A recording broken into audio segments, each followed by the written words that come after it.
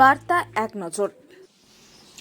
যোগ্য group C, group D অধিকার মঞ্চে আচার্য সদন অভিযান। 1255 জন গ্রুপ সি ও 2139 জন গ্রুপ ডি, মোট 3394 জন শিক্ষাকর্মী সার্টিফাইড লিস্ট এসএসসিকে পাবলিশ করতে হবে। 22 লক্ষ ওএমআর যেগুলো সিবিআই রিকভারি করেছিল সেগুলো এসএসসি পোর্টালে পাবলিশ করতে হবে এবং 3394 জন যোগ্য গ্রুপ সি, গ্রুপ ডি কর্মীকে স্কুলে ফেরাতে হবে। মূলত এই তিনটি দাবি নিয়ে আচার্য ভবন অভিযানে ডাক দেওয়া হয়।